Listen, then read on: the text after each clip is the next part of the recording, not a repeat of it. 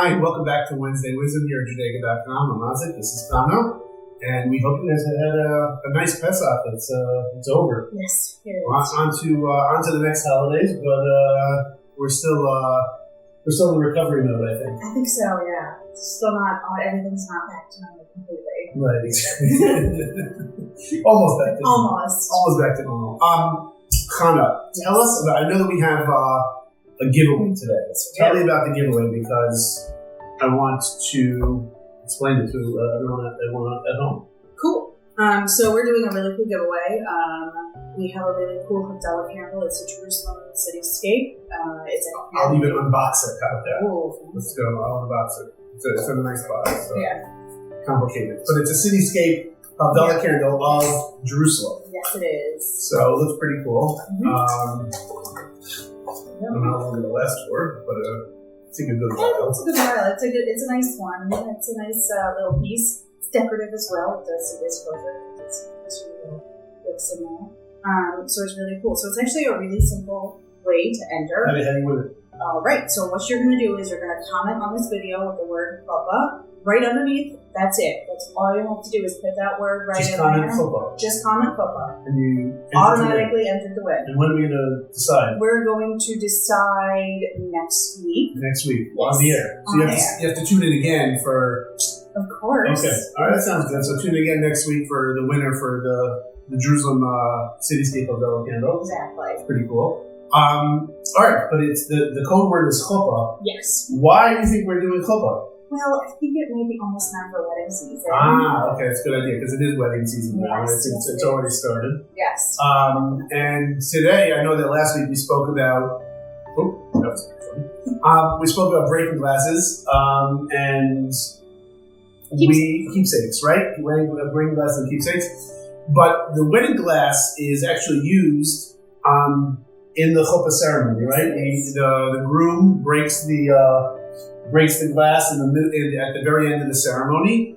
But let's take a step back, I think, maybe to discuss the Chupah itself. I guess takes us back to two different ways to look at the wedding ceremony itself. First of all, obviously, there's a lot of significance from a relationship standpoint between the man and the woman standing under the Chupah and getting married. Becoming, going as the Torah says, from two people to one.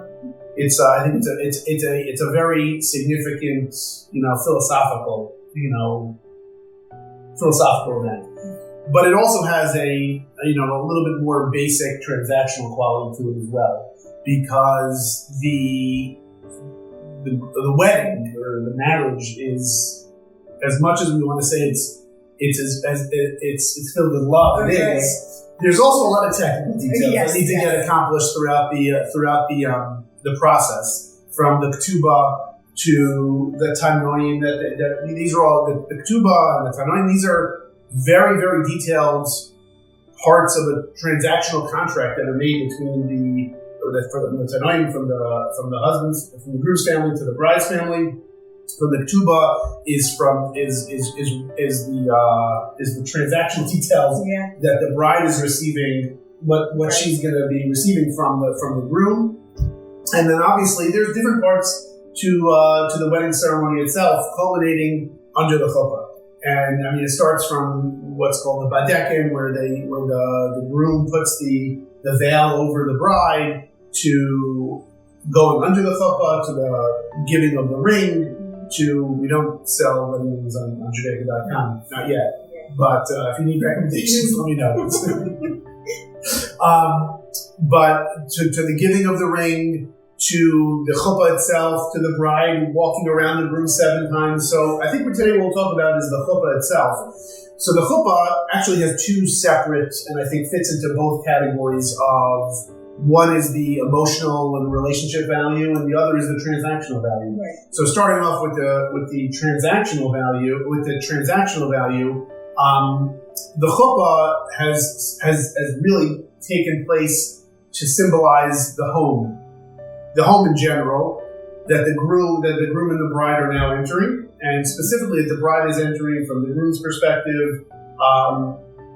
it's sort of an invitation to come to like the final symbolization of the house that they're going to build.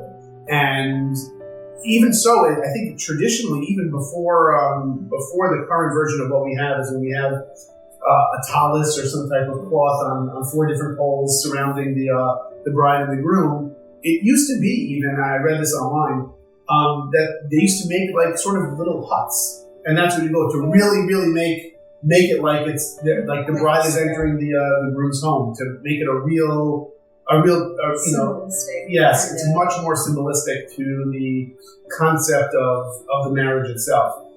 And I think from a more emotional standpoint and a more, I guess, loving standpoint, the chuppah now at least is open on 4 sides. It's only 4 poles with a roof, which means it's open on 4 sides. And I think that there's a certain connection that dates back to Abraham and Sarah, when they had their tent and they were open, obviously, to guests. It's brought down that the tent was open on all 4 sides, so that anyone coming from any direction had the ability to come and become a guest at Abraham and Sarah's house. So too with the chuppah, is that the relationship between the groom and the bride is being founded and built on that type of openness and that type of relationship. Frankly, the foundation of the relationship between our forefather and mother, Abraham and Sarah, that it's to be built on that, which I think is a sort of a nice idea. Yeah. I mean, it's a nice concept of it's, can't have, showing lights without bringing people in and sharing and being happy. Exactly. We should hope that the happiness comes is there, because it's important for us to be able to, and we actually give a bracha at the chuppah is to build a bayis ne'eman b'Yisrael, is to build a house, with faith within the children of Israel. And it's I think it's a nice idea that this is the house that we're starting to build right now with the chuppah. I'm sorry if you having trouble hearing. Our air conditioning just went on because it's a little warm in here, which is good. We'll turn it off next time. Okay, so that was a lot. Yeah. All right. So again, let us know if you have any questions. Again, you can use the code WISDOM to 5% off, right? Yep. Off of anything, and use if you write the word chuppah in the code, you can. By the way, you can use it. We're on YouTube. We have this video posted on YouTube. If you're watching on YouTube, post it in the YouTube comments. If you're watching on Instagram, we have an Instagram. Post it on the Instagram comments. And obviously, if you're watching on Facebook, put it on the Facebook comments. And if you really want to, you can email us too and just write the word chuppah. I do get into the content. It's help at Judaica.com. I see those, so you can definitely help at Judaica.com. Yes, exactly. That's a helpful email. Yes, and if you need help with your ketubah or breaking glass or any of that information, don't forget we are here. We can act as like assistant wedding planners to help you figure out all your needs. From the venture, again, like we said, from the ventures to the kippahs to the ketubahs to the breaking glass to your wedding registries.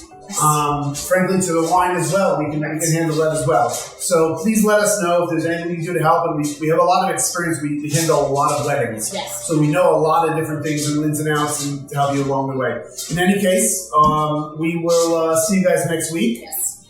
Thank you again for tuning in, and we look forward to seeing you. Mm-hmm.